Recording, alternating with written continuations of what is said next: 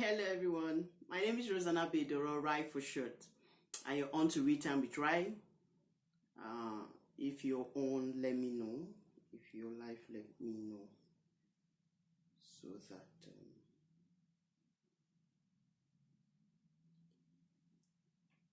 if you're just joining me, just say hi, say something so I know you're on.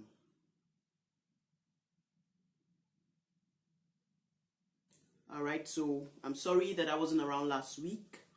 I wasn't feeling too strong, so I was down under the weather. That's why we didn't have this broadcast last week. So this week we will be talking. If you're online, just say something so I know. I think I can see 2 people that are online. Okay, so this week we will be talking about the topic we were supposed to talk about last week. Though I had to restructure it because I got some requests where to dwell on. Of course, this is not a. We'll be talking about depression, and this is not a your psychiatric class or your science class, so I would tailor it the way it would suit Read Time with Rai. So I hope you bear with me. Please share so people would know we're on and they can join us. Yeah, so we will be talking about depression, and depression is a major. It falls under mental health. It falls under mental disorders. It's a major mood disorder where people dealing with it have different issues or different symptoms or different things they face. Now we have different types because I will be talking or giving a definition based on one of the types of depression. We have different types of depression. We have major depression. That is the depression I will be talking about, the type of depression I will be talking about. Then we have persistent depressive depression. We have bipolar depression. We have premenstrual dysphoric depression that has to do with ladies who have certain symptoms, certain pains, and it makes them depressed. We have postpartum depression. That's a depression that comes after where women have mood swings and different stuff after they have giving birth. So we also have seasonal affective disorders, and like I also mentioned, persistent. So these are just a few of the types of depression that we have, and I will be talking about the major depressive disorder, MDD, and how it affects our relationship, because actually I got that as a request from someone, how it affects our relationship and what are the symptoms you can see and all. Yeah, so this major depressive disorder, MDD, is a mood disorder that usually affects the way we think, our outlook on life, and it affects how we see things or how we view things. So most people, the symptoms they get to see is that either they are sleeping too much or too little, they are eating too much. Thank you all for joining me. They are eating too much, or you see them. Oh, Sarah, thank you for joining me. I just had to check my tab now to know who joined. Yeah, so they're either eating too much, sleeping too much. They have this. They see things. Their outlook to life is negative. They always magnify the negative and try to diminish the positivity in their life. They're always hopeless, And then there's something about this depression that I must mention before I continue with the symptoms. It's not all the time that people are in withdrawal mode. Yes, that is one of the markers. Yes, people withdraw, but sometimes people are happy. You see, not necessarily happy, but you see them loud. They're all over the place. Most of the time is because of the depression that's going on with them, and they need, like people around them. They feel lonely on the inside. Sometimes they have these friends they talk to and all that, but when they come back home or come back to themselves, you see them that they are withdrawn, you see them that they are lonely. Now they have difficulty making decisions. People who have this major depressive disorder, they also have difficulty in concentrating. So as we go on, if you of course have questions or have contribution, please you can write it out, I'll read it and either answer you or listen to your own contribution. Yeah, so what actually causes, after those some symptoms, but what causes this depression usually is stress. Stress is a major trigger. That's when you have stressful event that have happened in your life. Maybe you've gone through a divorce, the death of a loved one, loss of a child, loss of your source of income, especially for men. And I must state, when I was doing this research, most men are more, apart from the postpartum, Like this major depressive disorder, you find it more in men. And you know, it cuts across all ages, but it peaks at age 33, 34. It starts majorly at 18, though you could find it in younger ages. It's not a thing of I cannot get it. It can affect anybody. Most people, like I sometimes have times where maybe I don't feel good about a certain thing or something that happened, but the normal, you know, brain that is not being depressive, not another cause apart from stress is too much chemical being released, too much cortisol being released. Yes, a normal brain that doesn't have too much of that chemical will get out of it, will know like, okay, life goes on, okay, things happen, and can get out of this depression. But people who maybe the cause of their depression is chemical triggers, you know, they stay longer in it and they keep on thinking, why me, or why should this happen? They can't get past a past or a sad event. Yes, that's what leads majorly to depression. And somebody may say, okay, depression and anxiety, is it the same? Actually, from my research, it's one and the same in terms of, before they thought it was separate, but now the world of psychiatry and psychology, they found out that it's the two sides of one coin.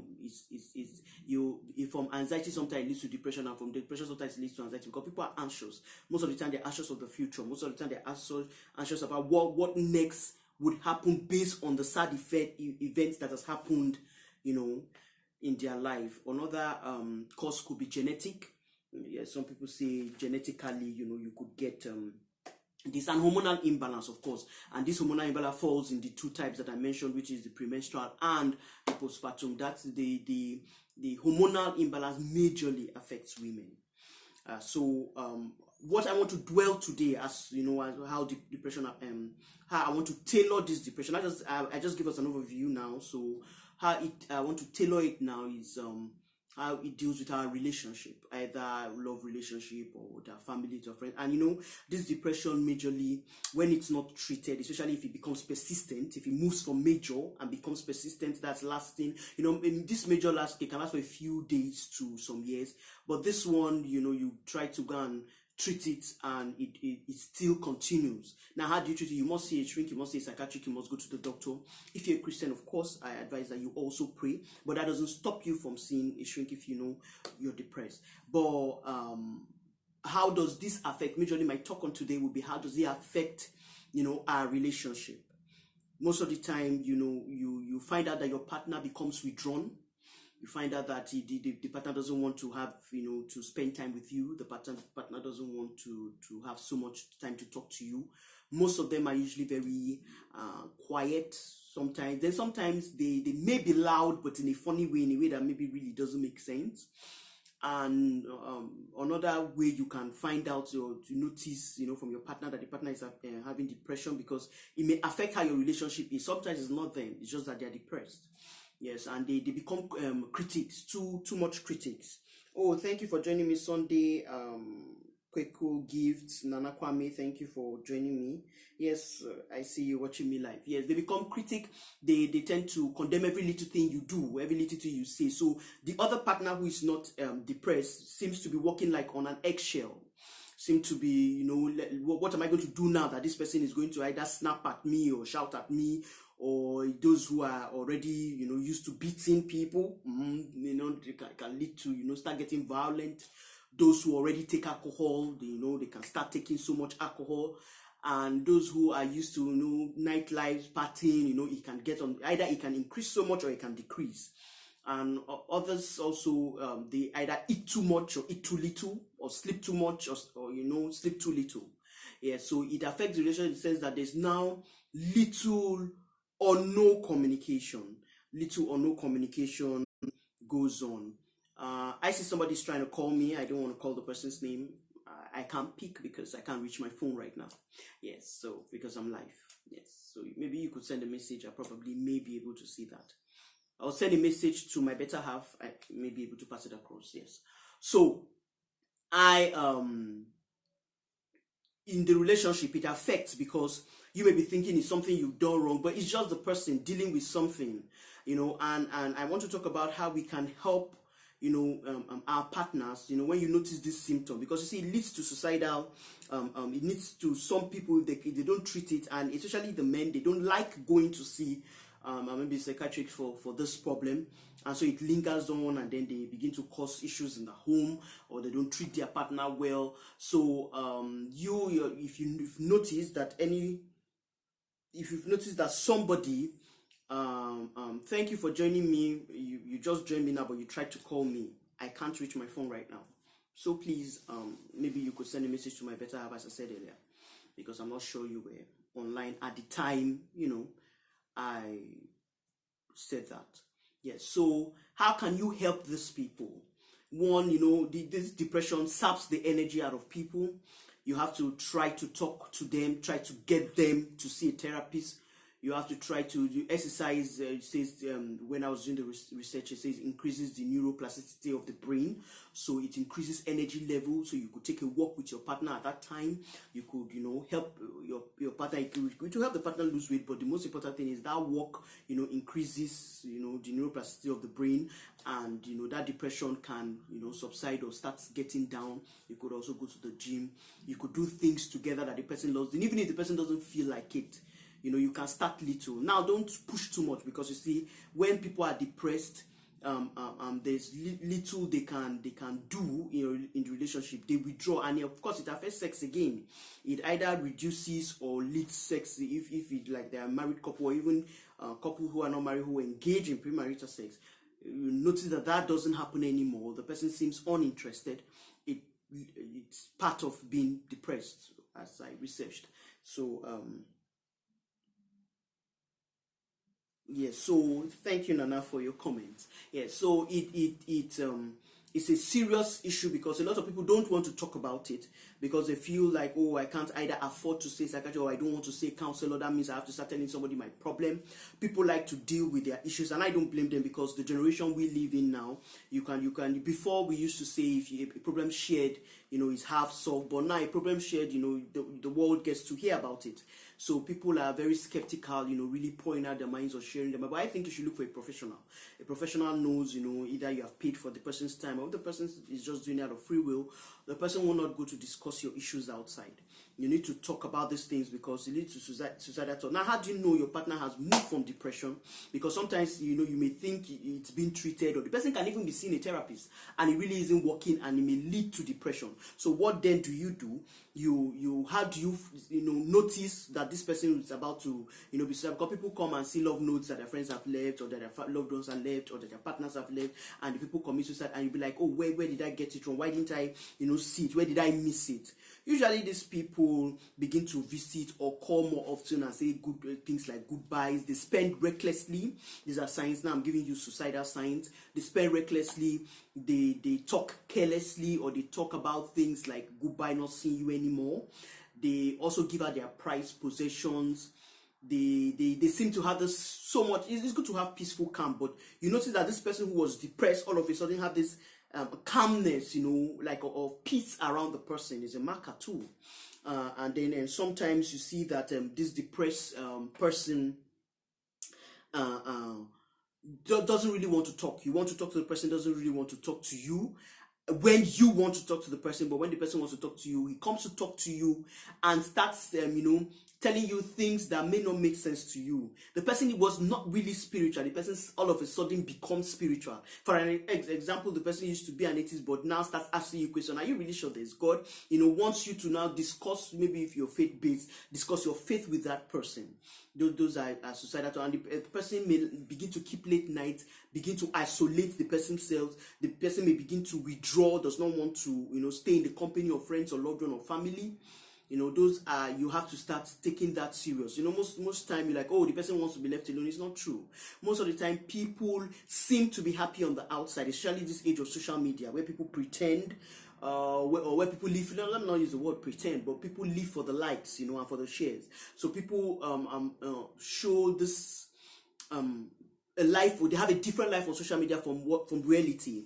So you may just see them and think that all is going well. Please, maybe when, if you know that this person is an outgoing type, the extrovert type, the type who usually maybe will post something daily, or will usually update the person's WhatsApp statuses, and you've noticed 2-3 days the person doesn't do that, it's wrong for us to just feel like, oh, maybe the person just doesn't feel like doing that. No, we should try to learn the personalities of people that are around us, and if we see people doing things out of the usual, out of the ordinary, we should be able to check these people and find out what's going on, what they are doing. So at this junction, I would want us to share, if you haven't shared, and ask your questions so that I would be able to answer them.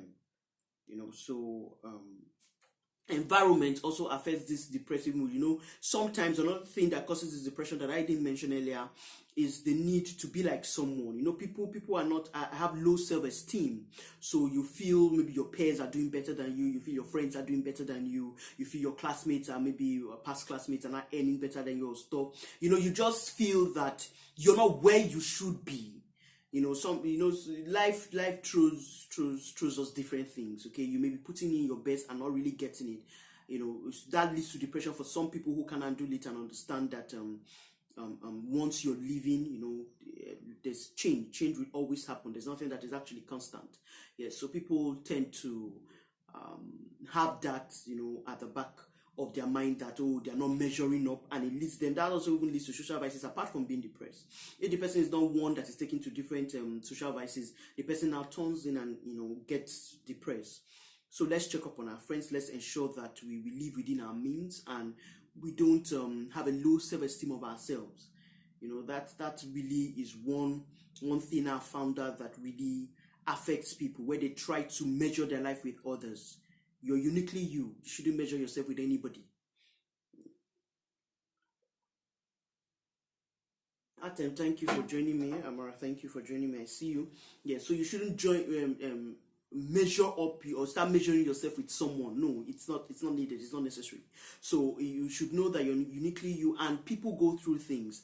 And please, friends, when people are grieving, people come out of grief differently, or react to grief differently, or see grief in a different light. If you're trying to console them and talk them out of it, don't have an expectation of them, because you see, this too much expectation that is placed on people, especially the men. That's why when I was doing the research, men have more, apart from, like I said, the postpartum depression or the premenstrual depression, men go through depression more, because society has placed so much on them based on maybe them providing or them taking care of the home front in terms of finance and stuff. So if a man feels he's not measuring up, he may just end up getting depressed, and which can lead to suicidal thoughts and withdrawal syndrome and all. So please ask your questions that may affect you directly. I can ask if you feel it's personal. Of course, you're always welcome inbox. Yes, so yes, and then my social media platforms, of course, it will be in the comments. You can reach me via there, and of course, like I said, in one of my brokers, I'm open to speaking engagement, so you can also reach me if you want me on your platform. Yes, so I only treated major depression, because of course I can't start talking about in just a short while. I have a few minutes left. I can't talk about everything that has to do with depression, but I just speak to one that is common. 75% of the time when people have depression, they have major depressive disorders. Yes, and sometimes, yes, like I said, genetic. If you've noticed, that especially the thing is, people don't go to get diagnosed. That's the problem. So I just give us a little markers and signs, but that may not tell that truly, this person is depressed because he has those symptoms. You really have to see. If you feel that you always have this feeling of worthlessness, hopelessness, sadness, you can't get past a grief, get past a hurt, get past an issue that has happened to you, please see a therapist, especially Christians. I understand that we should pray. Yes, I pray a lot. I'm an advocate for prayer, but it's not all the time that you see it as a wrong thing if you visit a doctor or if you visit a therapist. It's not wrong. You could even have a counseling session. If your pastors are trained in that light, you can also see them. But please see someone. It's better you speak to someone who you can share that issue with or that problem with, and you can be. The thing with depression is that you're seeing it in one way, while and most of the time is a negative way, negative thoughts. This depression affects our thought pattern a lot. So it's better you see someone that will be able, you can open up and you have a breath of fresh air, and the person will be able to treat you. There are some drugs, I don't want to go into that because I'm a gynecologist, but like I said, get to see your doctor and he will be able to prescribe those drugs for you. Great social problem on discussion helps set our generation free. Yes, Nana, that's true. Oh, thank you, Nana. That's true. A lot of people are depressed and they hide it. They come to church, they feel depressed. There's no magic. Sometimes you need to talk about this situation. You need to talk about it. It's not all the time that you could just wave it off, and it goes. Sometimes you need to talk about this problem. A lot of people hide it. A lot of people cannot even open up to parents, especially if you're from African descent. You can't talk. You can't tell your parents how you feel about issues. Most homes, they silence you or they see you as being rude. So in that case, you get more depressed, and there are a lot of people living with persistent depression, and it's crazy because it affects everybody around there. In fact, this depression, I just talked on relationship, but it affects even the workplace. It affects how people even relate with their kids. It's a major problem. It's a major problem.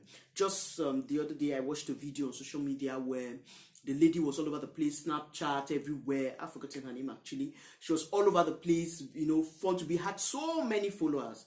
But at the end of the day, jumped out or took her life, and everybody was surprised. Wow, what could have happened? Yes, she had so many followers, but few loved ones. She had a lot of people, yes, who on social media seemed to care, but in reality, she probably didn't have anybody. So let's know that we cannot isolate ourselves. Let's know that we need each other. And we have to start thinking good, looking ourselves in the mirror and, thinking good of ourselves and speaking to us. Sometimes you don't even need people to validate you, because this one also, if you depend too much on the validation of friends or family, or even spouses, you can begin to have low self-esteem because some of them may never say anything to you. So you look yourself in the mirror and say, I know I'm good. You look yourself in the mirror and say, I know I'm beautiful. You look yourself in the mirror and say, I know I can be whatever you set yourself to be. So sometimes you need to talk to yourself and get validation from yourself and not from, peers or friends or spouses or people around you. Yes, so if you have more questions, please ask, or if you don't have, I will be rounding up. If you feel it's a personal question, because I expected this to be engaging, but people are not really talking, so I would give 1-2 minutes. If nobody asks a question, I would log out, and you can ask your question inbox. I definitely would answer. Yes, so please, you can look at the comment section and you get write-ups from Which Time We Try. Yes, so in the absence of any question, I will be locking out. Thank you all for joining me. Who didn't I call? Yes, I saw Nana, I saw Doris, Sunday, Opong. Thank you. Sarah, how you doing? It's been a long time. We chatted inbox. Try to get in touch. Oh, Chioma, thank you for joining me. Oh, Nana, I see you. Thank you for joining me too. Yeah, so please, all my social media platforms have been put, on the comment section.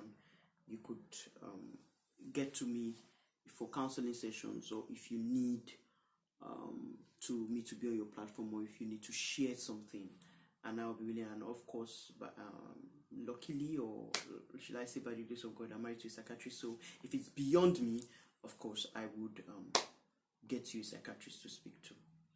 So, in the absence of any question, thank you for your time, those who joined me live, and see you next week. I'm open to request topics too. Bye.